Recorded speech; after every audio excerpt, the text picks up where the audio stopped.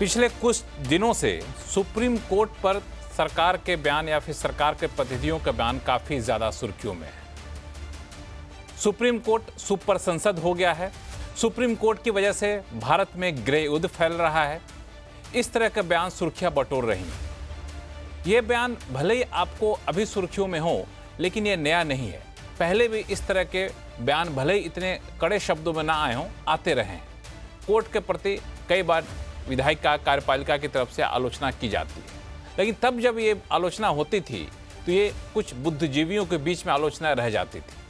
तब जब आलोचना होती थी तो बहुत हुआ तो राजनीतिक शास्त्र के छात्रों के सिलेबस में से जोड़ दिया जाता था, लेकिन अब इस आलोचना में आम पब्लिक शामिल हो जाती है, क्योंकि डिजिटल ज़माना है, सोशल मीडिया का ज़माना है।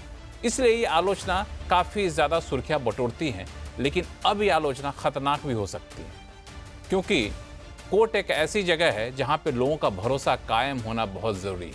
अगर ये भरोसा हिलता है तो फिर एक बहुत बड़ा संकट पैदा हो सकता है।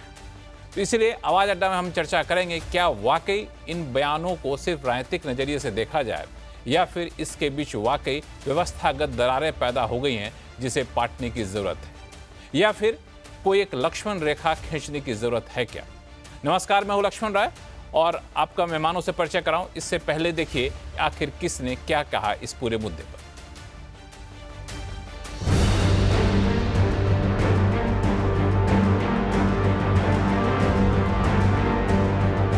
वक्फ बिल और तमिलनाडु के गवर्नर से जुड़े मामले में कोर्ट की टिप्पणियों ने एक बार फिर से ये बहस छेड़ दी है कि क्या सुप्रीम कोर्ट सुपर संसद बनने की कोशिश कर रहा है, और इसकी वजह है ये तीखे बयान।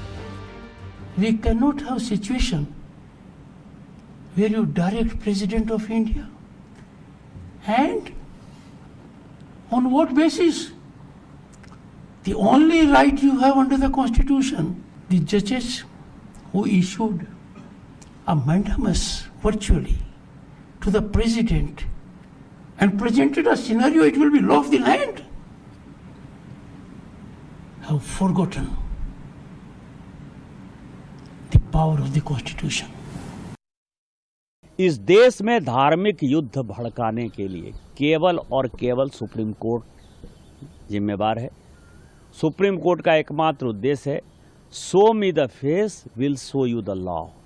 सुप्रीम कोर्ट अपनी सीमा से बाहर जा रहा है। सुप्रीम कोर्ट की सीमा यह है कि भारत का संविधान जिस कानून को बनाया उस कानून की उसको व्याख्या करनी है, और यदि वो व्याख्या नहीं कर सकती है और सब कुछ के लिए सुप्रीम कोर्ट जाना है तो इस संसद का कोई मतलब नहीं है, विधानसभा का कोई मतलब नहीं है, उसको बंद कर देना है। हालांकि भाजपा ने समय रहते निशिकांत दुबे के बयान से किनारा कर लिया, फिर भी बहस जारी है।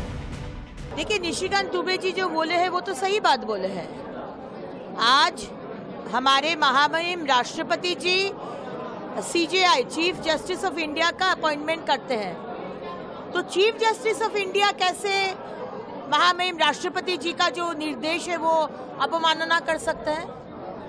जो पार्लियामेंट, जो सांसद, जहां पर सारे भारत के सांसद लोग बैठ के पॉलिसी मेकर जो नियम बना रहे, रूल बना रहे, उसी नियम को आप खंडन कर देंगे तो ये कहाँ का नियम है? तो फिर पार्लियामेंट को बंद कर दीजिए। ऐसे में कांग्रेस कहां पीछे रहने वाली थी।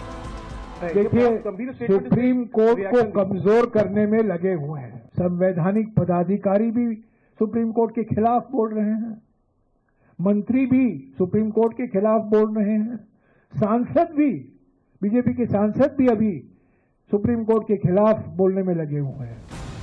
अभी भाजपा पर हमलावर होने वाली कांग्रेस भी अपने जमाने में कोर्ट पर हमला करने में पीछे नहीं रहती थी। How does Mr. Shah know what is happening in the political world? What are the forces at work which want to destroy a developing economy?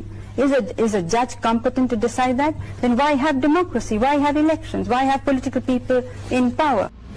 ऐसे में सवाल उठता है कि आखिर सुप्रीम कोर्ट और संसद में लक्ष्मण रेखा क्या हो।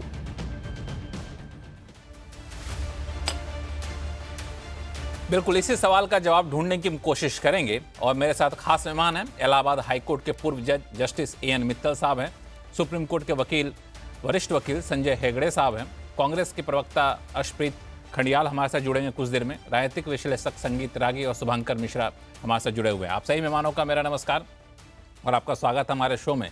चूंकि मैंने शो के शुरू में कहा कि इस तरह के बयान पहले तो आते थे, लेकिन अब इस बयान में आम लोग शामिल होते हैं, चाहे सोशल मीडिया के जरिए शामिल हो रहे हों या फिर डिजिटल तरीके से शामिल हो रहे हों। तो आम लोगों के का भरोसा न्यायालय में होना, इस व्यवस्था में होना काफ़ी ज़रूरी है। तो आज शो की शुरुआत में शुभंकर मिश्रा से करना चाहूँगा, चूँकि एक युवा पीढ़ी को रिप्रेजेंट भी करते हैं और वकालत की पढ़ाई भी किए हुए हैं, राजनीतिक शास्त्र के छात्र भी रहे हुए हैं। शुभंकर, ये जो बयान आपने दो सुने, एक दुबे जी का, निशिकांत दुबे जी का, एक उपराष्ट्रपति जगदीप धनखड़ जी का, इसको क्या आप महज एक राजनीतिक बयान मान के चल रहे हैं या फिर आपको लगता है कि इस बयान की गहराई कुछ और है, भले ही इतने कड़े शब्दों में बयान की गई हो? लक्ष्मण जी नमस्कार, आपके बाकी सारे पैनलिस्ट को भी मेरा नमस्कार। देखिए लक्ष्मण जी, जहां तक ये दोनों बयान हैं और खास करके निशिकांत दुबे जी का बयान है, ये सारे के सारे बीमारी के लक्षण हैं, बीमारी नहीं। आपको बीमारी को समझना पड़ेगा कि आखिर बीमारी क्या है। मेरे हिसाब से बीमारी ये है कि जो संविधान निर्माताओं ने हमारे यहाँ सेपरेशन ऑफ पावर की परिकल्पना की थी, जुडिशियरी, एग्जीक्यूटिव और लेजिस्लेचर तीनों के अलग अलग काम बताए थे, उसमें एक दूसरे के काम में घुसपैठ करना इस बीमारी का सबसे बड़ा कारण है। मैं बिल्कुल साफ शब्दों में बोल रहा हूं, एक जुडिशियल एक्टिविज्म की जब शुरुआत हुई थी Khatri versus state of Bihar के केस से, वहां से चलते चलते आज हम इस लेवल पे आ चुके हैं कि जुडिशियल एक्टिविज्म और जुडिशियल टेररिज्म की तरफ बढ़ता हुआ दिख रहा है।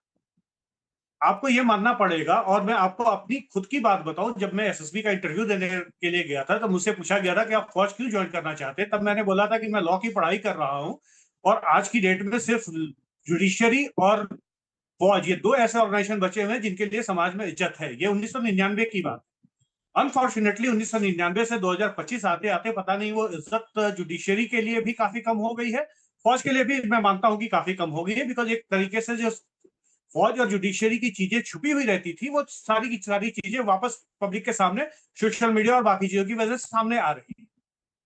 जुडिशियरी को यह सोचना पड़ेगा कि क्या वो ओवरस्टेप कर रहे हैं और क्या ये उनका जो ओवरस्टेपिंग है अपने मूल कामों को पीछे छोड़ते हुए उसकी वजह से जनता में उनके लिए एक आक्रोश आ रहा है। मैं एक आम नागरिक की तरीके से बात करूंगा क्योंकि मेरा लीगल ज्ञान आपके पैनल पे मौजूद लुमिनरीज के सामने कुछ भी नहीं है, बट मैं दो तीन चीजों पे, टेक्निकल इश्यूज पे बात करना चाहता हूँ। मुझे उम्मीद है कि आप मुझे अनइंटरप्टेड 2-3 मिनट देंगे। पहला है आर्टिकल 60 और आर्टिकल 159, जिसके तहत गवर्नर और प्रेसिडेंट की ओथ की बात की गई। और इसी के साथ अगर हम सुप्रीम कोर्ट के जजेस और चीफ जस्टिस की और बाकी लोगों की ओथ की इस बात आर्टिकल जो आप जो तीन बात कहने वाले हैं, तीन बात मैं आपका सुनूंगा, लेकिन हमारे साथ 4 वरिष्ठ पैनलिस्ट भी हैं, उनको मैं जोड़ लेता हूं, फिर मैं आपके पास आऊंगा इन सवालों को लेकर के। लेकिन दो बातें जो आपने कही बहुत महत्वपूर्ण कही। जुडिशियल एक्टिविज्म क्या जुडिशियल टेररिज्म की तरफ बढ़ गया है? दूसरा, क्या ओवर स्टेप जुडिशरी कर रही है? तो हमारे साथ जस्टिस एन मित्तल साहब हैं, जो कि इलाहाबाद हाईकोर्ट के पूर्व जज है, उनसे बेहतर कौन बता सकता है? मित्तल साहब।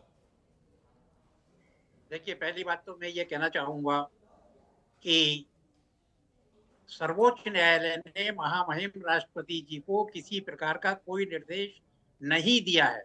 ये पूरी तरीके से भ्रामक है और भ्रांति फैलाई जा रही है। स्पष्ट कर दूं कि 495 पेज का जजमेंट है और सुप्रीम कोर्ट ने पैरा 391 में भारत सरकार के ऑफिस मेमोरेंडम डेटेड 22 सितंबर 1992 और 4 फरवरी 2016 का हवाला देते हुए कहा है कि चूंकि भारत सरकार ने स्वयं ही निर्णय लिया है कि राष्ट्रपति के पास जो भी मामले विधायिका से विचारार्थ आए उन पर निर्णय 3 माह के अंदर हो जाना चाहिए।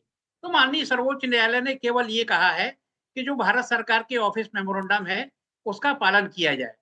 दूसरी बात मैं ये कहना चाहूंगा कि भारत के महामहिम श्री राष्ट्रपति के पास जब कोई मामला विचारार्थ भेजा जाता है तो उस पर केंद्र सरकार का संबंधित विभाग अपना परामर्श देता है और अपनी राय देता है। तो इसमें जो भी बिल आते हैं या जैसे मान लीजिए मर्सी पिटीशन है, तो उस पर भी भारत सरकार का संबंधित मंत्रालय उस पर अपनी राय देता है और वो महामहिम राष्ट्रपति के पास भेजता है। तो ये पूरी तरीके से भ्रामक है, गलत है कि सुप्रीम कोर्ट ने महामहिम श्री राष्ट्रपति को किसी प्रकार का कोई निर्देश दिया है।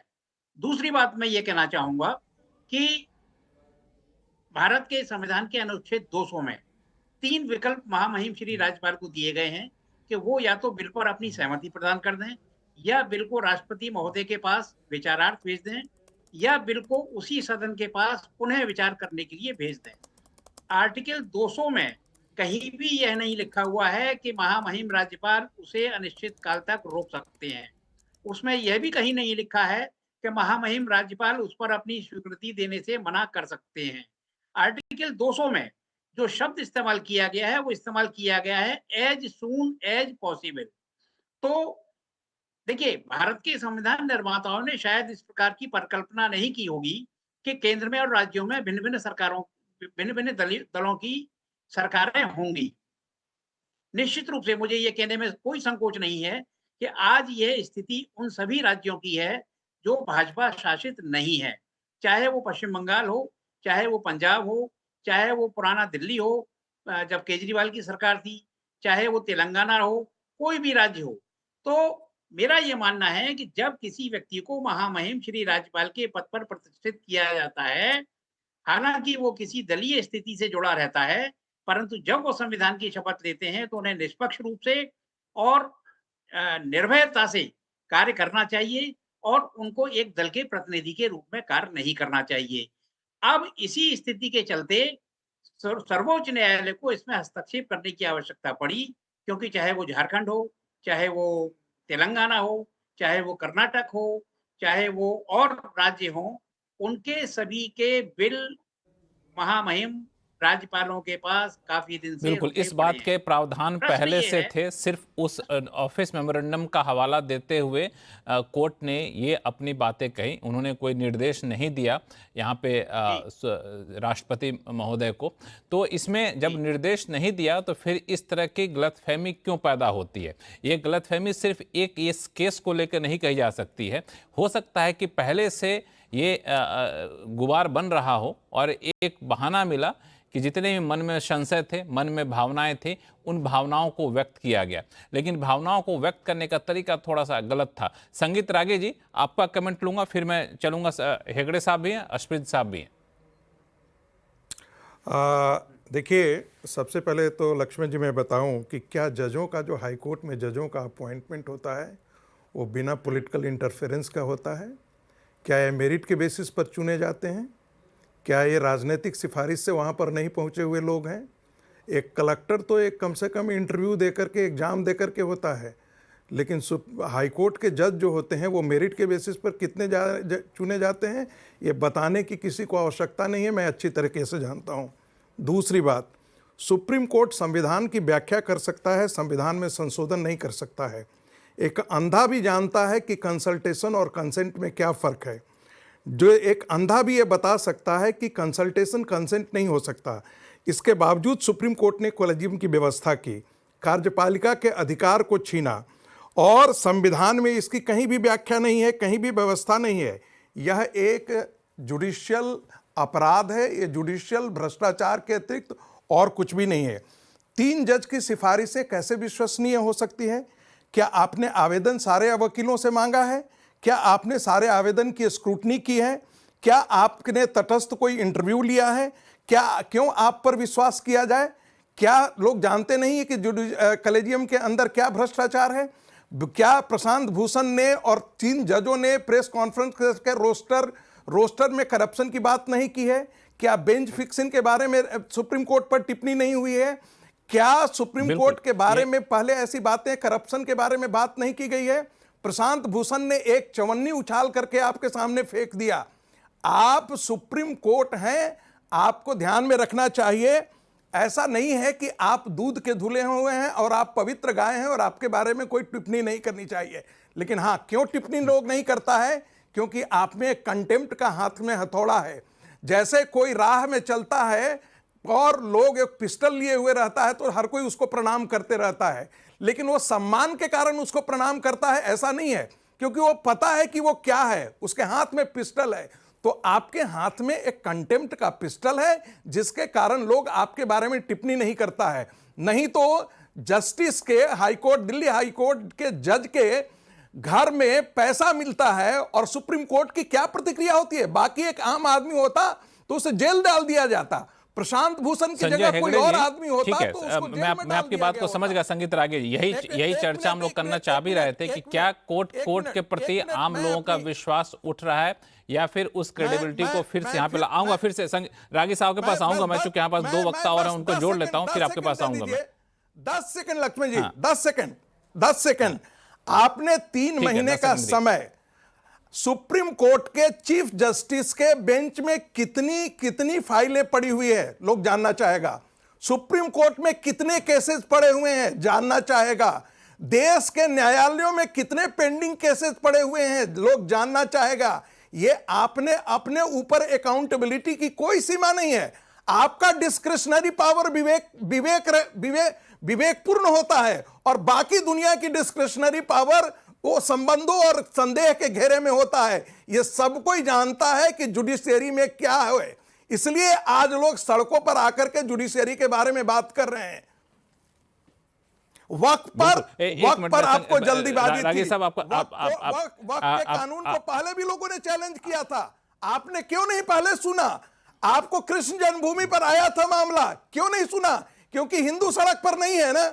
राम टेम्पल पर आप कागज की बात करते हैं और बाकी वक्त जो है 17वीं शताब्दी 16वीं शताब्दी। 2 वक्ताओं को और जोड़ लेता हूं, फिर आपके पास आऊंगा। संजय हेगड़े जी, आपने संगीत रागे जी को सुना, क्या वाकई स्थिति इस कदर पहुंच चुकी है क्या कि लोगों का विश्वास डगमगाने लगा है और ये एहसास कोर्ट को भी करना चाहिए? रहते हैं तो जो व्हाट्सएप पढ़ते रहते हैं तो उनकी क्या हालत है मैं नहीं जानता हूं। वैसे तो मेरी हिंदी जरा कमजोर है, पर जो जितना भी मैं सुना हूं ये तो व्हाट्सएप और सोशल मीडिया पे चलता रहता है।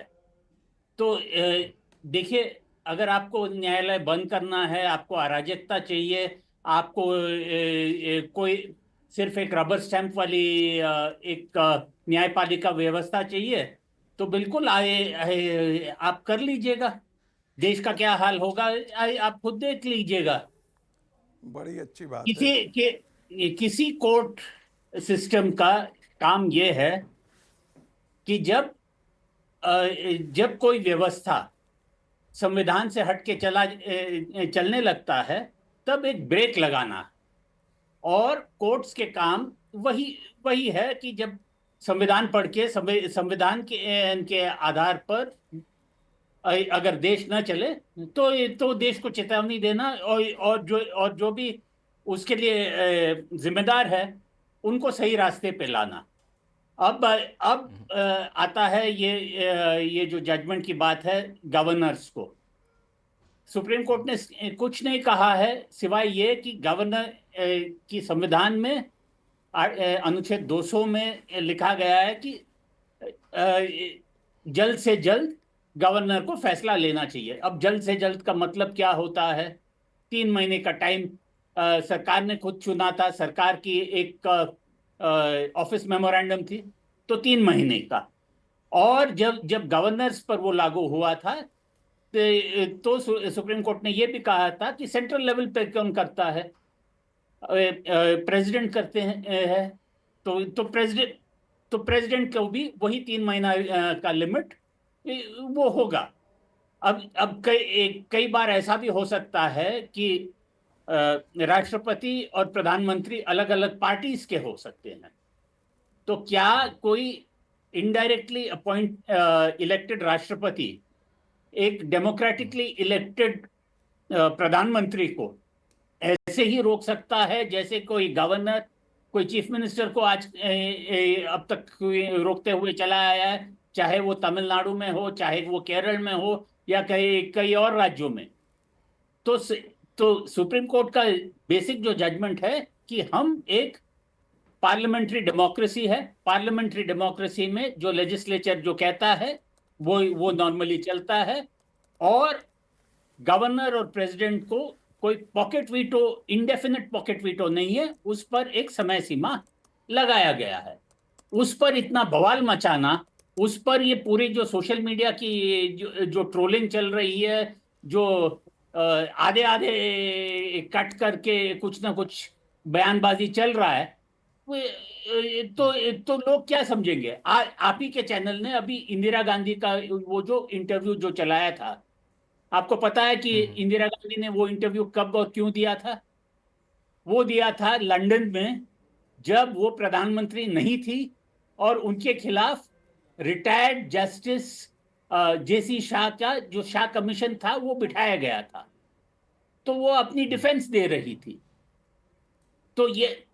तो आज के दिन पे जो ये चल रहा है, सिर्फ जो हमने पहले भी देखा है, जुडिशरी ने पहले भी देखा है, कांग्रेस के वक्त पे भी देखा है, और अब का वक्त क्या मेरे हिसाब से सिर्फ थोड़े भाषा और टोन की बदलाव है। थोड़े ज्यादा एक क्या कहे, एक सभ्यता में आप इंग्लिश शब्द का इस्तेमाल कर सकते हैं। आप इंग्लिश शब्द, हाँ, इंग्लिश शब्द का इस्तेमाल कर सकते हैं। हम लोग वर्किंग हिंदी में बातचीत करते हैं, तो आप बिल्कुल इसमें चिंता ना करें। बोले तो आप इंग्लिश लाइन, इंग्लिश शब्द का इस्तेमाल भी कर सकते हैं। लेकिन आपने ये कहा कि भले ही टोन थोड़ा सा हार्श हो, शब्द थोड़ा सा कड़ा हो, लेकिन पहले भी इस तरह की आलोचना होती रही है। ये कोई ऐसा नहीं है कि जुडिशरी को लेकर के सिर्फ अभी आलोचना हो रही है, पहले भी ऐसे आलोचना यहाँ पर होती है। यहाँ पर एक और सेंटेंस, जुडिशरी के कोई भी जजमेंट को आप क्रिटिसाइज कर सकते हो, पर किसी जज के बारे में कहना कि justice, chief justice of India साहब, उनके नाम लेकर कहना कि उनके कारण देश में गृह युद्ध चल रहा है, वो तो बिल्कुल नाजायज है। राय जी, एक टिप्पणी मैं करना चाहता हूं। राय जी, एक टिप्पणी मैं तुरंत करना चाहता हूं, क्विक टिप्पणी। हाँ, तुरंत कर लीजिए, फिर अर्शप्रीत जी के पास जाऊंगा, वेट कर रहे हूं। सुप्रीम कोर्ट के जज के लिए क्या ये कहना बहुत अच्छी बात है कि नुपुर शर्मा के एक स्टेटमेंट के कारण इस देश में इस प्रकार का बवाल मच रहा है? यह बहुत अच्छी बात है। यदि सुप्रीम कोर्ट का जज इस प्रकार की टिप्पणी करता है, बजाय इसके कि वो लफंगे जो सड़कों पर आकर के सरतन से जुदा के नारे लगा रहे हैं, उनको रेन इन करने के बजाय उस महिला को अपराधी घोषित कर देना एक सुप्रीम कोर्ट के जज के लिए यह क्या बहुत अच्छा है? मैं मानता हूं, मैं निशिकांत दुबे की इस बात से सहमत हूं, असहमत हूं, यह अलग प्रश्न है, लेकिन जरा सुप्रीम कोर्ट भी ये झांक करके तो देखे। मैं यही सवाल करता हूं। और दूसरी बात एक बता देना चाहता हूं कि ये व्हाट्सएप की टिप्पणी नहीं है सर। सिर्फ मैं भी मानता हूं कि वकीलों को सिर्फ लॉ आता है, संस्कृति और भूगोल के बारे में उनका ज्ञान कितना है ये बताने की आवश्यकता नहीं है। लोग यहां पैनल पर बैठे हुए ऐसे नहीं है कि पढ़े लिखे लोग नहीं है। पार्लियामेंट्री सॉवरेंटी हमने सुनी थी, हमने कॉन्स्टिट्यूशनल सॉवरेंटी का भी शब्द सुना था, हमने जुडिशियल सॉवरेंटी नहीं सुना था, जिसको इस देश में यहां की न्यायपालिका ने उस समय प्राप्त किया जब यहां पर वीक सरकारें थी और कोएलिशन गवर्नमेंट थी। इस सरकार उस समय जाकर के जुडिशरी ने ये अपने पावर अपने हाथ में ले लिया।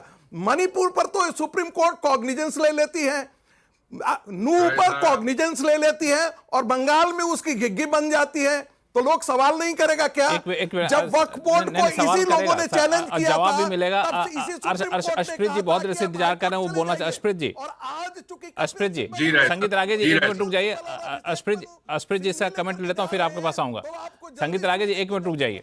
अर्शप्रीत रागे जी, इस तरह के जो सवाल उठ रहे हैं कि किसी एक मामले में कुछ रवैया होता है, किसी दूसरे मामले में रवैया कुछ और होता है, ये सब्जेक्टिव हो सकता है। मैं ये नहीं कह रहा हूँ सुप्रीम कोर्ट जो कर रहा है वो गलत कर रहा है, वो हर किसी का देखने का अपना नजरिया हो सकता है। चूंकि अब देखने के बहुत सारे चश्मे आ गए हैं, तो लोग इस तरह के सवाल उठाते हैं।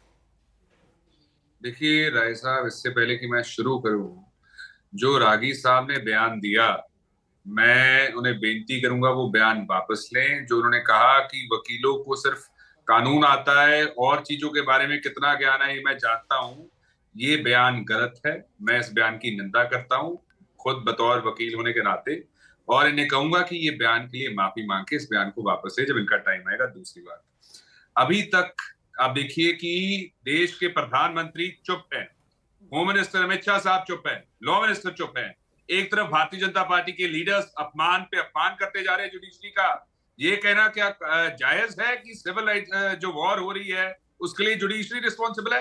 क्या भारतीय जनता पार्टी के सीनियर लीडर और एमपी को ये नहीं पता, भारतीय जनता पार्टी को ये नहीं पता कि judiciary guardian of the constitution है? पहले होम मिनिस्टर अमित शाह साहब, वो जिन्होंने संविधान दिया हमें, अंबेडकर साहब को अंडरमाइन कर रहे थे। अंबेडकर कैसे उन्होंने पार्लियामेंट में कहा, किस टोन टेनर में कहा, कैसे अपमान किया जिन्होंने हमें संविधान दिया उनका, और उसके बाद संविधान का और उसके बाद कोर्ट्स का। अब देखिए भारतीय जनता पार्टी के जो कमेटी को हेड करे थे, मैं बताना चाहता हूं कि भारतीय जनता पार्टी के एमपी ने ये भी कहा था कि सुप्रीम कोर्ट अगर वक्फ एक्ट पे स्टे लगाता है तो मैं कमेटी से रिजाइन कर दूंगा। ये भारतीय जनता पार्टी के जो ज्वाइंट कमेटी हेड करे थे पार्लियामेंट की, उन्होंने कहा। फिर उसके बाद आप देखिए भारतीय जनता पार्टी के बहुत सारे लीडर्स ने बीजेपी एमपी निशिकांत दुबे साहब के बयान को समर्थन भी दिया। एक लीडर ने तो ये भी कह दिया कि सच जरूरी नहीं होता कि आप पब्लिकली ही बोले, कभी कभार सच पब्लिकली नहीं बोलना चाहिए। ये भी भारतीय जनता पार्टी के लीडर्स कह रहे थे। कहां तो इनको शो कॉज नोटिस देना चाहिए था उस एमपी को, कहां तो उनको एक्सपेल कर देना चाहिए था, पार्टी मेंबरशिप से बर्खास्त कर देना चाहिए था, क्योंकि ये क्रिटिसिज्म नहीं है, ये कंस्ट्रक्टिव क्रिटिसिज्म या आलोचना नहीं है, ये जुडिशरी को अंडरमाइन करना है, जुडिशरी का अपमान करना है। और मैं पूछूंगा भारतीय जनता पार्टी को, अभी तक आपने कोई कार्रवाई क्यों नहीं की? और अगर पहले कार्रवाई, जब इनके लीडर्स तो बहुत पहले से साहब कभी एक्शंस के थ्रू, कभी लफ्जों के थ्रू अपमान करते रहते, कभी अब देखिए सुप्रीम कोर्ट का ऑर्डर था दिल्ली सर्विसेज एक्ट पे, इन्होंने कानून बना के उसको बाईपास कर दिया। सुप्रीम कोर्ट का ऑर्डर था कि सीजीआई साहब कमेटी का हिस्सा बनेंगे जो इलेक्शन कमीशन का चयन करती है, ऑर्डर बना के कानून बना के इन्होंने वो भी बाईपास कर दिया। फिर शब्दों के जरिए कैसे अपमान करते हैं। और आप देखिए जब जब भारतीय जनता पार्टी के लीडर और एमपी और कोई एमएलए जो भी अपमान करते हैं, जब कार्रवाई नहीं होती ना, तब तब इनको हौसला मिलता है इसे बयान देने का, तब तब भारतीय जनता पार्टी के लीडर्स का हौसला बुलंद और होता है। आप देखिए डबल प्ले कैसे करते हैं, पहले बयान दे देते हैं, दिलवा देते हैं, फिर उसके बाद कहेंगे कि हमारी पार्टी का बयान नहीं है। ये लास्ट पॉइंट है, 10 सेकंड ओनली, मेरे पास लास्ट में है, बस 10 सेकंड दे दीजिएगा। पहले बयान दिलवा दिया, उसके बाद कहा जी हमारी पार्टी लाइन नहीं है जी, हम सहमत नहीं है, बयान दे भी दिया और कॉन्सिक्वेंस से भी बच लिए, अंजाम से भी बच लिए। ये भारतीय जनता पार्टी का मोटस ऑपरेंडी है। जब हमारा कोई लीडर बयान देता है तब ये सारी पार्टी को एट्रीब्यूट करते हैं, जब भारतीय जनता पार्टी का लीडर बयान देता है तो वो सारी पार्टी को एट्रीब्यूट क्यों नहीं होगा? और अगर आप कह रहे हैं वो गलत है बयान, तो अपने लीडर के खिलाफ कार्रवाई करके एग्जाम्पल सेट कीजिए, ताकि ऐसा कोई व्यक्ति, चाहे भारतीय जनता पार्टी का लीडर है चाहे और किसी की पार्टी का लीडर है, ऐसा अपमानजनक अगर बयान देगा तो उसके खिलाफ सख्त से सख्त कार्रवाई होनी चाहिए। और लास्ट में, अगर ऑनरेबल सुप्रीम कोर्ट ने कहा है कि 3 महीनों में प्रेसिडेंट साहब बिल को डिसाइड करेंगे, यस या नो करेंगे, तो उससे समाज का, देश का भलाई होगा। स्टेलमेट की बजाय, उसको लटकाए रखने की बजाय अगर उस पर एक फैसला आ जाएगा, चाहे यस या नो, तो प्रोग्रेस हो पाएगी, विकास हो पाएगा, देश का भला हो पाएगा। इसमें भी आपको दिक्कत है। और उसके बाद शुभंकर मिश्रा को जोड़ना चाहता है। शुभंकर। लक्ष्मण जी, एक तो अशजीत जी की आवाज साफ नहीं आ रही थी तो मैं कुछ ढंग से उनको सुन नहीं पाया था, लेकिन हेगड़े साहब ने जो बोला कि लेजिस्लेचर की सुप्रीमेसी है, यही तो बात मैं कहना चाह रहा हूँ। लेजिस्लेचर की सुप्रीमेसी है बिकॉज सोवरेन यहाँ वी द पीपल है, we the people elect the government and government of the day is the sovereign. Judiciary is not the sovereign. Judiciary का एक अपना स्ट्रेट अवे उनका एक लिमिटेड रोल है। हाउएवर, जैसा अब 200 आर्टिकल 201 की बात हुई कि प्रेसिडेंट को भेज सकते हैं गवर्नर, उसमें क्या कोई टाइम लिमिट है? जब आपको संविधान की व्याख्या करनी है और आर्टिकल चाहे 111 हो, चाहे 200 हो या 201 हो, तीनों में सिर्फ एक जगह टाइम लिमिट की बात की गई है, और वो टाइम लिमिट सिर्फ स्टेट लेजिस्लेचर के लिए है। स्टेट लेजिस्लेचर को 6 महीने के अंदर ही कंसिडर करना है। अगर वो नहीं करता तो बिल निरस्त हो जाएगा। क्या हमारे संविधान निर्माताओं को यह ध्यान नहीं था कि ऐसी सिचुएशन आ सकती है? अभी शायद अरजीत का थोड़ा सा मैं सुन रहा था कि बीच में, और शायद हेगड़े साहब का भी बयान था कि अगर आप पे हेगड़े साहब कुछ कमेंट करना चाहते हैं। लक्ष्मण जी, मुझे 2 मिनट दीजिए। दो अलग अलग पार्टियों का, अगर गवर्नर अलग पार्टी का है और स्टेट गवर्नमेंट अलग पार्टी की है, या प्रेसिडेंट और प्राइम मिनिस्टर अलग पार्टी की है, तो उस हालत में क्या हमारे संविधान निर्माताओं को यह ध्यान नहीं था कि ऐसा हो सकता है? हमारे संविधान में काफी कमियां हैं जिनको हम समय के साथ, बिकॉज वो सिचुएशन ऐसी आती है और हम इवॉल्व करते हैं। That's why it's a living document. कि भाई किसी ने ये नहीं सोचा था कि जेल में बंद एक कैदी भी सरकार चला सकता है, बट वो हुआ हमारे यहाँ, और हमारे संविधान में चूंकि नहीं था तो उसको मान लिया गया। क्या उस समय हमारे जजों की अंतरात्मा नहीं जागी कि ये एब्रप्टली बिल्कुल गलत है और इसको रोकना चाहिए? क्या हमारे जजों की उस समय अंतरात्मा नहीं जागी जब वो स्पीकर के फैसले में घुस रहे थे और सोमनाथ चैटर्जी ने सारे स्पीकर्स की एक बैठक बुलाई थी? क्यों भूल जाते हैं लोग? सवाल ये है लक्ष्मण जी कि क्या हम सिर्फ अपने राजनीतिक चश्मों से देखते रहेंगे और सुप्रीम कोर्ट के जो जजमेंट हमें पसंद आते हैं हम उसके साथ खड़े हो जाएंगे, जो जजमेंट हमें पसंद नहीं आता हम उसके खिलाफ खड़े हो जाएंगे?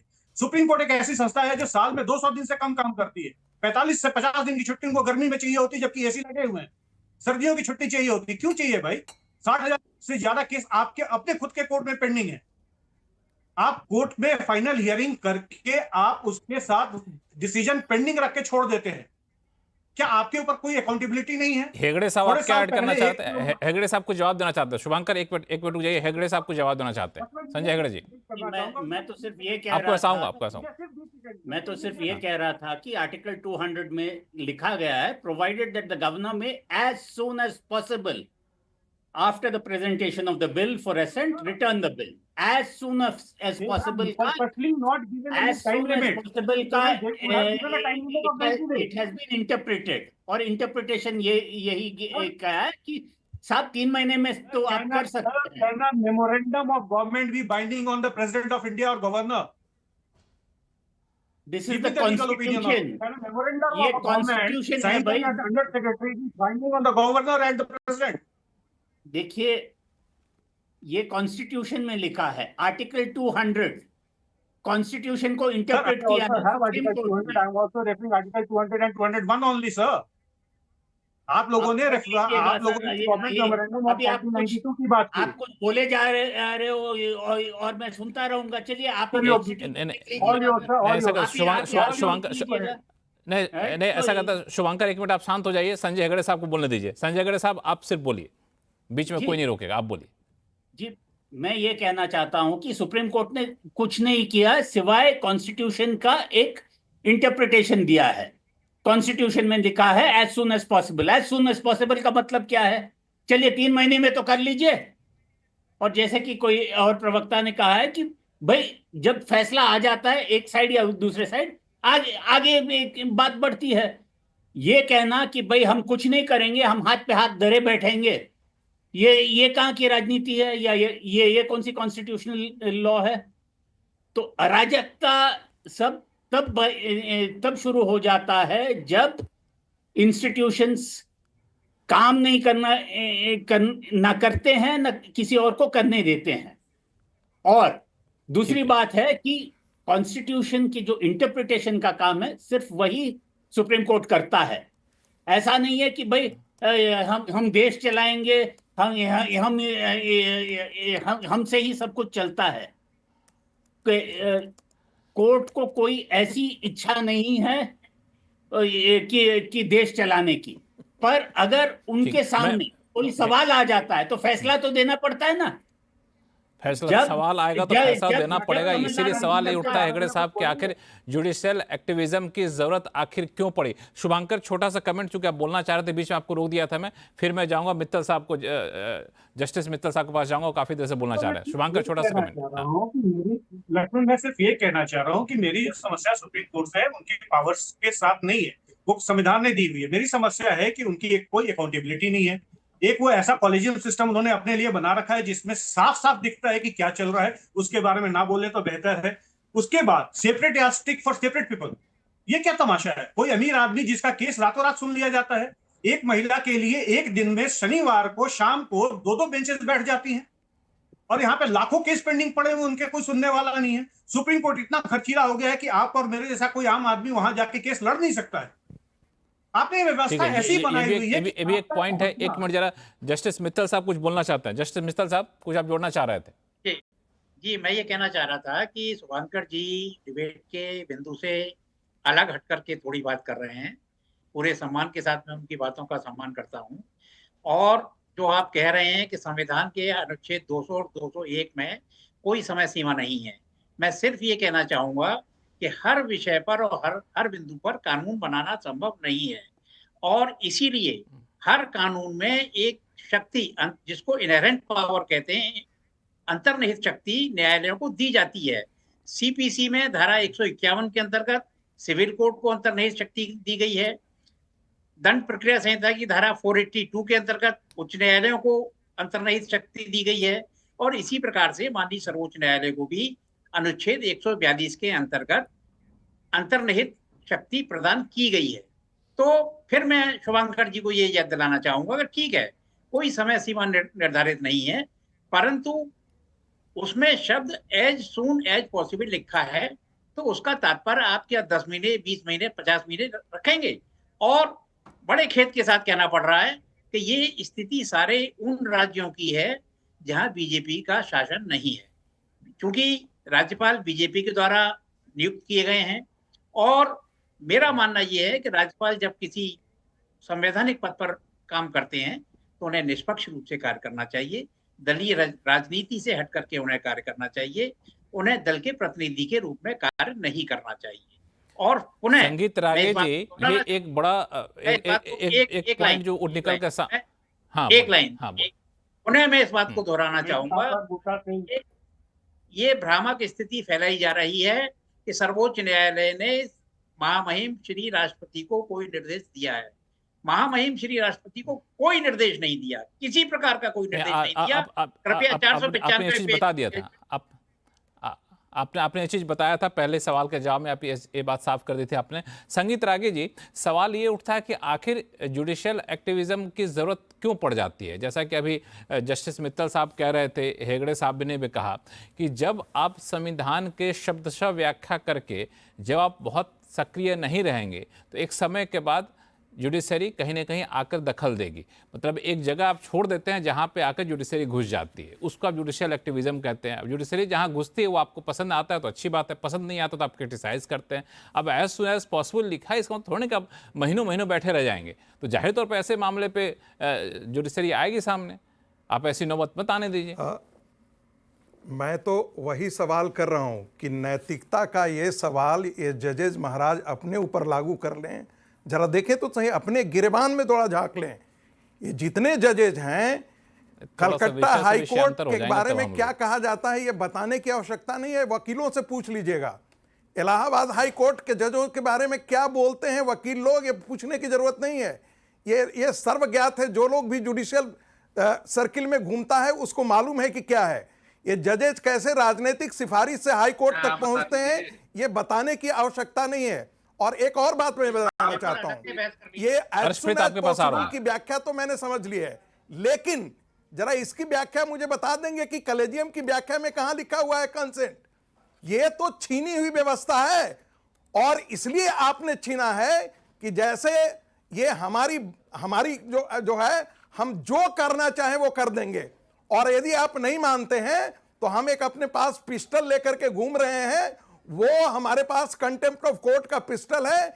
आपको यदि अपने बारे में परसेप्शन देखना है तो जरा इस कंटेम्प्ट ऑफ कोर्ट को हटा लीजिएगा, इसके बाद पता लगेगा कि जुडिशरी के बारे में इस देश के लोगों की राय क्या है। पुलिस की तुलना और जुडिशरी की तुलना, इन दोनों की तुलना कर लीजिएगा परसेप्शन के बारे में। न्याय कैसे बिकता है कि एक 35 लाख एक सिटिंग का लेता है और एक बेचारा गरीब आदमी 4,000 नहीं देता है, उसकी कोर्ट की फाइल जाती है तो फेंक दी जाती है। ऐसे उदाहरण आपको हजारों मिल जाएंगे। ये जो जज महाराज बैठे हुए जो बोल रहे हैं वो जरा अपने गिरबान में क्या 3-3 महीने सालों क्यों पेंडिंग पड़े रहते हैं?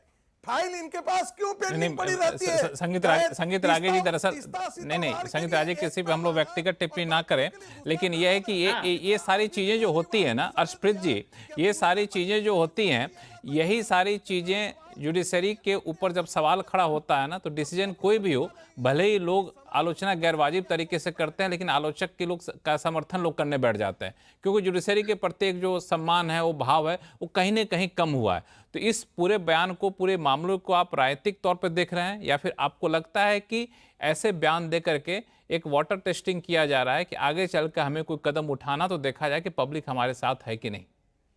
वाटर टेस्ट शब्द आपने बखूबी यूज किया यहाँ पे। अभी साहब ये बहुत आसान है, पहले लीडर से बयान दिलवा देना, फिर कह देना जी हम तो उसके साथ सहमत नहीं है जी, ये उसका पर्सनल बयान है, हमारी पार्टी की तो लाइन नहीं है। ये बहुत इफेक्टिव मोडस ऑपरेंडी है, इफेक्टिव सिस्टम है जवाबदेही से भागने का और अकाउंटेबिलिटी से बचने का। और मैं इनको यही विनती करूंगा, अगर आप इसके खिलाफ हैं तो कार्रवाई कीजिए, अपने लीडर के खिलाफ FIR दर्ज होनी चाहिए। कंटेम्प्ट ऑफ कोर्ट बिल्कुल बनता है, 100% बनता है। जुडिशरी पे इतना बड़ा इल्जाम लगा देना, ये जो प्रोटेस्ट सिविल वॉर कह रहे थे भारतीय जनता पार्टी के MP दुबे साहब, क्या इनको ये नहीं पता कि प्रोटेस्ट ऑर्डर से पहले हो रही थी, ऑर्डर के बाद नहीं हो रही थी, उससे पहले हो रही थी? तो आप कैसे इल्जाम लगा सकते हैं? आप पे सख्त कार्रवाई होनी चाहिए, सख्त धारा लगनी चाहिए, उदाहरण सेट होना चाहिए। जो कोई गार्डियन ऑफ द कॉन्स्टिट्यूशन पे ऐसे टिक्का टिप्पणी करेगा उसके खिलाफ टाइम बाउंड तरीके से कार्रवाई होनी चाहिए, ताकि आगे ऐसे बयानात ना जारी हो सके। आप टाइमिंग देखिए, जब वक्फ एक्ट पे कुछ प्रोविजंस पे स्टे लगा, जब ये ऑनरेबल प्रेसिडेंट पे ऑर्डर आया कि 3 महीनों में आपने डिसीजन लेना, उसके बाद ऐसे बयानात आने शुरू हो गए। क्या भारतीय जनता पार्टी कोई मैसेज कन्वे करने की कोशिश कर रही है? क्या भारतीय जनता पार्टी कह रही है कि हम रिटेलिएट करेंगे, चाहे आप कोई भी हो, चाहे आप गार्डियन ऑफ द कॉन्स्टिट्यूशन ही क्यों ना हो, चाहे आप संगीत रागे जी, क्या भारतीय जनता पार्टी कोई मैसेज कन्वे करने की कोशिश कर रही है क्या? देखिए लक्ष्मण जी, जब कांग्रेस पार्टी संसद में होती है तो गंदे गंदे कानून लेकर के आती है। आप उपास पूजा स्थल विधेयक, आप एक्ट को देख लीजिए, उसमें तो हिंदुओं के मंदिर तोड़े गए, छीने गए, उस पर कोई कुछ आज तक नहीं सुप्रीम कोर्ट सुनी है। दूसरी बात, जब वो विपक्ष में आती है तो एक फिल्म का डायलॉग था, अरे राज तुम्हारा होगा, सिस्टम हमारा है। तो वो कोर्ट के थ्रू आती है, चाहे वो सीएओ हो, चाहे बांग्लादेशी घुसपैठ हो। इन सारे दुष्कर्मों और कुकर्मों के समर्थन में कांग्रेस और उसका इकोसिस्टम, लीगल इकोसिस्टम खड़ा होता है। ध्यान दीजिए, पाकिस्तान का जनक जिन्ना था, लेकिन आजाद भारत में पाकिस्तान के जनक जो है वो गांधी और नेहरू और कांग्रेस पार्टी और उसका लेफ्ट लिबरल गिरोह है, जिसमें सारे सम्मिलित हैं। एक शब्द में मैं इसकी टिप्पणी करना चाहूंगा, ये जितना जो इस्लामिक टेररिज्म इस देश में देख रहे हैं, फिर ब्रेक पे जाना। अर्शप्रीत जी, छोटा सा कमेंट किया था। मेरा जवाब ले लीजिए। पहले तो इनके जो शब्द हैं, एक मिनट अर्शप्रीत जी संक्षिप्त में जवाब दीजिए, फिर मैं ब्रेक पे जाऊंगा। हाँ, तो मैं कहूंगा, इनको विनती करूंगा, जरा सुनने का मादा रखिए। पहले तो यहाँ पे ऑनरेबल जस्टिस बैठे हैं, रिटायर्ड, उन्होंने भी इनकी टिप्पणी को गलत बताया। उन्होंने भी कहा कि ये मुद्दा नहीं है, ये गलत जगह लेके, गलत डायरेक्शन में डिबेट को लेकर के जा रहे हैं। मैं भी ये चीज कह रहा हूँ और जो दर्शक है वो भी कह रहे होंगे। इन्होंने जुडिशरी का अपमान किया, रागी साहब ने। इन्होंने कांग्रेस पार्टी पे पर्सनल टिक्का टिप्पणी करने की कोशिश की। मैं इनको विनती करूंगा, जब मुद्दे पे बोलने के लिए कुछ नहीं होता ना, तो पर्सनल टिक्का टिप्पणी अवॉइड किया कीजिए, क्योंकि ये आपके टाइम में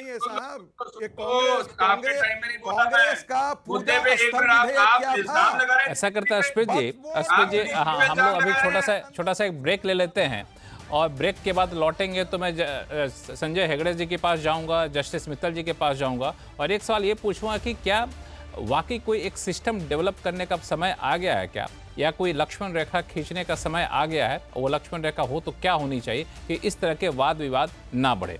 इस पर चर्चा करेंगे आप सभी मेहमानों के साथ। लौटते छोटे से ब्रेक के बाद, कहीं जाइएगा नहीं।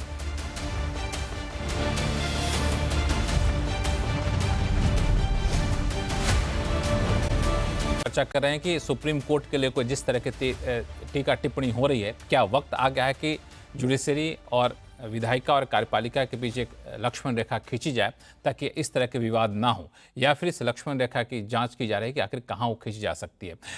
इलाहाबाद हाईकोर्ट के पूर्व जज हैं जस्टिस एएन मित्तल साहब। मित्तल साहब, ये सवाल आपसे सबसे पहले लेके आ रहा हूँ, क्या अब समय आ गया है कि इतने लंबे अंतराल से हम देख रहे हैं, मतलब आप कई सारे केस आपने देखे होंगे, बीजेपी के ज़माने के केस की बात नहीं कर रहा हूँ मैं, इससे पहले से भी कई सारे मामले उठे, जब संपत्ति के अधिकार को लेकर मामला चला था, उसके बाद सीए को लेकर बातचीत चली और अब अलग अलग मुद्दों पे मामला आ रहा, अब ज़्यादा ऐसे मामले आ रहे हैं। तो अब ज़रूरी हो गया है कि ये तय किया जाए कि आपका क्षेत्र ये रहा, आपका क्षेत्र ये रहा, हम आपके क्षेत्र में दखल नहीं देंगे, आप हमारे क्षेत्र में दखल नहीं दीजिए, जितने भी ग्रे एरिया है उसको लॉक किया जाए। मान्यवर, मेरी राय में तो भारत का संविधान सर्व सक्षम है और भारत के संविधान ने सबकी अपनी अपनी सीमाएं पहले से ही तय कर दी। अब जहां तक बिंदु जुडिशियल एक्टिविज्म का है, निश्चित रूप से अगर एग्जीक्यूटिव अपना कार्य संवैधानिक रूप से नहीं करेगी तो जुडिशरी को इंटरफियर करना पड़ेगा। दूसरी बात, कुछ पैनलिस्ट ने कहा कॉलेजियम सिस्टम के बारे में, मैं पूरी तरह सहमत हूँ कि इस कॉलेजियम सिस्टम में सुधार आना चाहिए और इसमें जो जजेस के यहाँ मुकदमे हाई कोर्ट और सुप्रीम कोर्ट में काफी दिन तक जजमेंट के लिए लंबित रहते हैं, उनके लिए भी एक समय सीमा निर्धारित होनी चाहिए। मैं इस बात से भी सहमत हूँ कि जजेस की जो छुट्टियां हैं उनको भी कम किया जाना चाहिए, क्योंकि वो उस समय की हैं जब ना एसी होते थे और ना कूलर होते थे।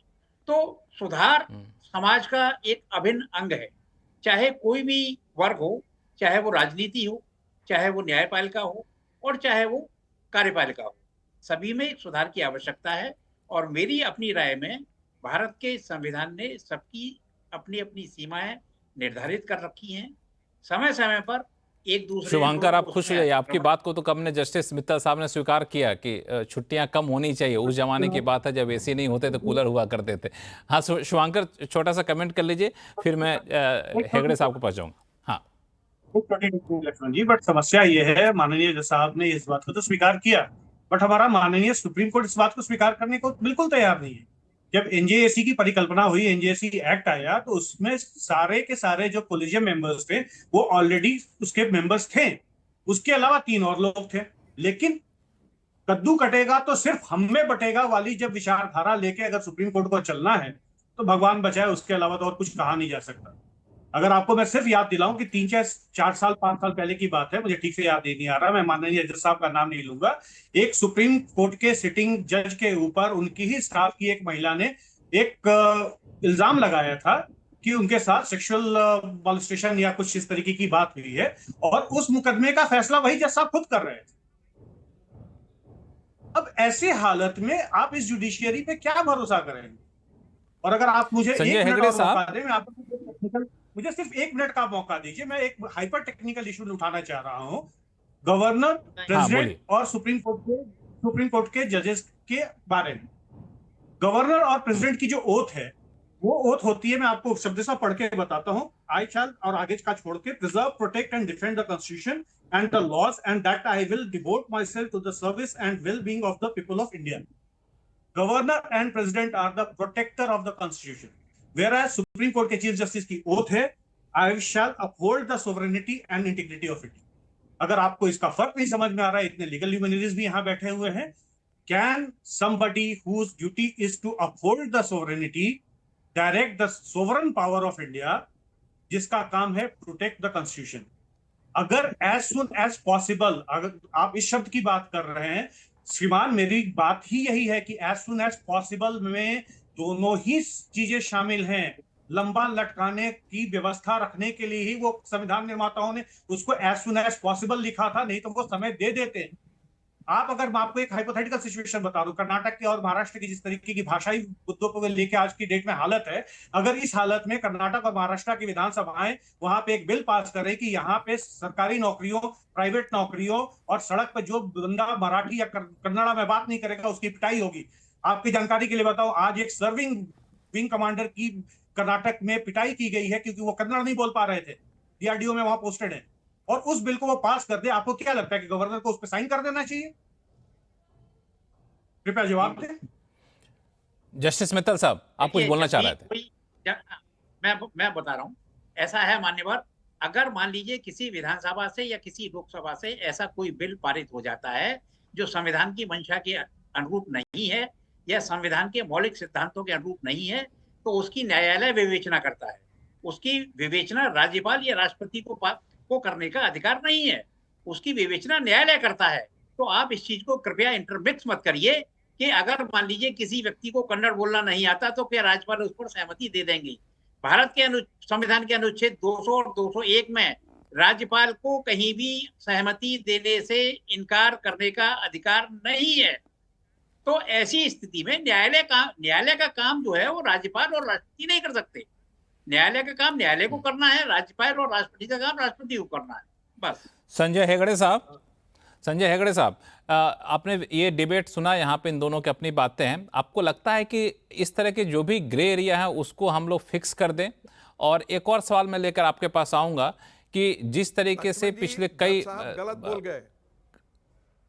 एक मिनट में और रागे साहब के पास आऊंगा, एक बार संजय हेगड़े साहब को ले लेता हूं मैं। तो आपको लगता है कि जिस तरीके से समय समय पे आरोप लगते रहे, जुडिशरी पे व्यक्तिगत आरोप लगते हैं, जज पे आरोप लगते हैं, घर से मोटे कैश बरामद होते हैं, तो अब जुडिशरी के लिए भी एक समय आ गया है कि अपनी छवि को फिर से रिविजिट करे और जितना बेहतर कर सकते हैं करें, ताकि इस तरह के आरोप ना लगे या फिर जनता का विश्वास उन पर बना रहे। देखिए, जुडिशरी तो अपनी छवि के लिए खुद काम तो कर रही है, ये जो वीडियो जो बाहर आया था, कौन बाहर ले आया था? जजों ने ही तो बाहर लाए थे ना, रिवील किए थे कि सारे मटेरियल को पब्लिक कर दिया था। फिर 3 जजों की कमेटी बैठ गई है और उसका रिपोर्ट अभी आना है। ऐसा नहीं है कि अगर कुछ जुडिशरी में गलत हो रहा है, जुडिशरी उसको बिल्कुल नजरअंदाज करती है या कुछ या अनदेखी करती है। पर जैसे जज साहब ने कहा था कि अगर गवर्नर साहब या प्रेसिडेंट खुद जज बन बैठे कि भाई ये विधेयक में ये कमी है, ये इसको मैं नहीं मानता हूं, मैं ही जज बनूंगा और मैं ही उस पर बैठ जाऊंगा, तो फिर वो जज का काम कर रहे हैं या अपने काम नहीं कर रहे हैं। तो आज के दिन पे ये जो बवाल खड़ा किया गया है वो डिलिबरेटली खड़ा किया गया है। जुडिशरी पे अटैक हो रहा है, आईटी सेल, स्पोक्सपर्सन सभी अपने इस काम में जुटे हुए हैं। और जैसे कांग्रेस के प्रवक्ता ने सही कहा है, अब तक ना प्रधानमंत्री बोले हैं, ना गृह मंत्री बोले हैं, ना लॉ मिनिस्टर बोले हैं। बिल्कुल, कांग्रेस के प्रवक्ता के पास जाऊंगा मैं, लेकिन संगीत रागी जी आप कुछ बोलना चाह रहे थे। एक लाइन और साथ में जोड़ दूं मैं कि नड्डा साहब ने भले इस बयान से किनारा कर लिया हो, बोल दिया हो कि पार्टी का इससे कोई लेना देना नहीं है, और हिदायत भी दी कि ऐसे बयान ना दे। इसके बावजूद जैसा कि हेगड़े साहब कह रहे थे कि आईटी सेल से इस तरह की चीज़ें निकाल के दिखाई जा रही हैं कि कांग्रेस के ज़माने में भी इस तरह के बयान होते थे। फिर अपने ट्विटर हैंडल पे असम के मुख्यमंत्री भी इस तरह के बयान दिखा रहे हैं कि पहले भी ऐसे होते थे। तो अब प्रत्यक्ष तौर पे कहीं ना कहीं समर्थन किया जा रहा है। लक्ष्मण जी, कांग्रेस और वामपंथी बौद्धिक गिरोहों का जमात, जरा राफेल पर उनकी जरा टिप्पणी देख लीजिएगा। राफेल पे बाद में उनकी टिप्पणी साथ में जरा स्प्रीत जी को दिखा दी, उन्हीं से जवाब दूंगा जो बोलने रागे किस प्रकार की भाषा का प्रयोग किया था। और वहां तो बोलने की जरूरत नहीं, वहां तो राहुल गांधी रोज ही बोला करते थे। एक और बात कह दूं कि जज साहब ने जो कहा कि उनको मैं एक थोड़ा सा जानकारी ये दे देना चाहता हूं कि कॉन्स्टिट्यूशन मैंडेटरी करता है जज साहब कि 2 ऐसे प्रमुख मुद्दे हैं जिनको गवर्नर एसेंट दे ही नहीं सकता है, उसको प्रेसिडेंशियल कंसिडरेशन के लिए रिजर्व करना मैंडेटरी होता है। ये थोड़ा आप कॉन्स्टिट्यूशन निकाल करके देख लीजिएगा, हम भी अपने आप को इनलाइटन कर लें। जब इंटर स्टेट ट्रेड अफेक्ट होता हो और इस प्रकार का कोई लेजिस्लेशन कोई विधानसभा पास करे तो it is mandatory on part of the governor to reserve the bill for the presidential consideration. ये ध्यान थोड़ा रख लीजिएगा। दूसरी बात एक और है जिसको मुझे ध्यान में नहीं आ रहा है, ये 2 ऐसे बिल है जिन पर उनको रिजर्व रखना मैंडेटरी होता है गवर्नर को, जो इसलिए जो आप कह रहे हैं कि वो पॉकेट विटो नहीं कर सकते हैं, ऐसी व्यवस्था नहीं है। इसके अतिरिक्त मैं ये जिक्र करना चाहता हूं कि भाई जुडिशरी 2 तरह का व्यवहार कैसे कर सकती है। तीस्ता सीतलवाड़ के केस में आप 2-2 बेंच कैसे बना सकते हैं? अरविंद केजरीवाल की सुनवाई के लिए आप एक नया असाधारण केस, क्या ये आप पर नहीं आरोप लग सकता है कि आप उनको फेवर कर रहे थे? बाकी जितने कोर्ट में हैं वो भी चुनाव लड़ रहे थे, उनको भी दे देते, तब माना जाता कि जुडिशरी स्वतंत्र है, पक्षपातपूर्ण है। हर संस्था अपने पतन के लिए स्वयं जिम्मेवार है। और आज यदि सुप्रीम कोर्ट पर संदेह हो रहा है, यदि न्यायपालिका पर यदि लोग संदेह कर रहा है, तो उसकी गरिमा गिराने का काम भी न्यायपालिका का ही जाता है और किसी और का नहीं जाता है। ये सारे कपिल सिब्बल और बाकी लोग जो है ये क्या नहीं कहते थे कि I am disappointed with the judgement on the Supreme Court on so many cases, हम दिखा सकते हैं। बिल्कुल, सुप्रीम कोर्ट के फैसले पे पहले भी ये इस तरह के बयान आते थे, असंतोष जताया जाता था। ये असंतोष कांग्रेस के जमाने में जताया जाता। अश्वित खड़ियाल साहब, ये असंतोष आपने भी झेला है। देखिए ऐसा है, नंबर 1 मिनट सुन लीजिए रागी साहब, आपके टाइम में कोई नहीं बोला, सुन ले। नंबर 1 पहली बात रागी साहब सुन लीजिए। हाँ, एक तो सुनने का मादा रखें, सुन ले रागी जी। बात ये है कि ये आलोचना नहीं है, ये अपमान है। डिसअपॉइंटेड कहना कुछ और होता है, और ये कह देना कि जुडिशरी सिविल वॉर की रिस्पॉन्सिबल है, ये आलोचना में नहीं फॉल करता। कंस्ट्रक्टिव क्रिटिसिज्म नहीं है, अंडरमाइन करना है जुडिशरी को, और आपको कार्रवाई की मांग करनी चाहिए। बीइंग अ पॉलिटिकल एनालिस्ट उनको सपोर्ट और उनको समर्थन नहीं देना चाहिए। और दूसरी चीज जो है ये भारतीय जनता पार्टी बहुत गलत उदाहरण, बहुत गलत प्रेसिडेंट सेट कर रही है। एक पेंडोरास बॉक्स खोलने की कोशिश कर रही है, और अगर ये रिटेलिएट करेंगे, मतलब अभी इंटरिम स्टे लगाया वक्फ एक्ट पे, अभी ऑनरेबल सुप्रीम कोर्ट ने अभी हाल ही में ऑर्डर दिया है प्रेसिडेंट साहब को लेकर के कि 3 मिनट में डिसाइड करना, और साथ ही साथ ऐसे बयान आने शुरू हो गए। क्या भारतीय जनता पार्टी ये एग्जाम्पल सेट करना चाहती है कि जब आपको ऑर्डर ठीक ना लगे, जब आपको जजमेंट ठीक ना लगे, तो ऐसे शब्दों का प्रयोग किया जाना चाहिए? क्या भारतीय जनता पार्टी ये समाज को खाने की कोशिश कर रही है? दूसरी चीज, एक सेकंड सुनने का वादा रखिए, राजीव गांधी ने कोई जस्टिफिकेशन नहीं है, जो मर्जी हो जाए। दूसरी चीज, भारतीय जनता पार्टी ये बताए कि मोदी साहब चुप क्यों है? मोदी साहब के पास टाइम है एक्टर को मिलने का, रागी साहब सुनने का वादा नहीं है, ये सुनने का वादा रखेंगे। मोदी साहब के पास टाइम है रणदीप हुड्डा साहब को मिलने का। रणदीप हुड्डा साहब को मिलने थे मोदी साहब, तो एक टिप्पणी इस मुद्दे पे भी कर देते, कह देते कि हमारे एमपी ने गलत बयान दिया, मैं उसकी निंदा करता हूं, हम उसको शो कॉज नोटिस देकर उसको बर्खास्त करेंगे या कोई कार्रवाई करेंगे, उदाहरण सेट करेंगे कि ऐसा बयान कोई भी जुडिशरी के खिलाफ नहीं दे सकता। लेकिन साहब, हमारा समय चूंकि खत्म हो रहा है, अस्प्रीत साहब समय खत्म हो रहा है, मैं एक छोटा सा कमेंट शुभांकर मिश्रा आपसे ले लूं मैं, कि जिस तरीके के हालात या मोड़ पे हम लोग खड़े हैं, आपको लगता है कि ये पहल जुडिशरी की तरफ से या फिर विधायिका की तरफ से उठानी चाहिए कि अब एक लाइन खींच दी जाए? देखिए, मुझे लगता है लक्ष्मण जी, ये समय की मांग है और देश के लिए बहुत ही आवश्यक है कि सेपरेशन ऑफ पावर को उसके मूल स्वरूप में वापस ले जाए। जुडिशियल एक्टिविज्म कई जगह पे सही है, मैं मानता हूं, लेकिन जुडिशियल ओवररीच जिस तरीके से आज हो रहा है, और एग्जीक्यूटिव का जो लेथार्जीनेस है, एग्जीक्यूटिव का अपने काम को ना करके अपनी चीजें जुडिशरी के माध्यम से कराने की जो प्रवृत्ति नरसिम्हा राव जी के जमाने से शुरू हुई थी, ये उसका नतीजा है। और अब समय आ गया है कि हम इस चीज को वापस संविधान के मूल भावना के तौर पर ले चले, जहां लोग बिल्कुल, अब समय आ गया है कि हम लोग संविधान की मूल भावनाओं का ख्याल रखते हुए अपने अपने भूमिका को बखूबी निभाएं, नहीं तो विवाद होगा, और इसके लिए हर शब्द हर मौके के लिए कानून बन जाए, ये थोड़ा सा संभव होता भी नहीं है। तो ज़्यादा व्यवहारिक रवैया अपना तो ज़्यादा बेहतर होगा। आप सही मेहमानों का बहुत बहुत धन्यवाद हमारे शो में जुड़ने के लिए। तो आवाज़ अड्डा में फिलहाल इतना ही। देखते रहिए CNBC आवाज़। नमस्कार।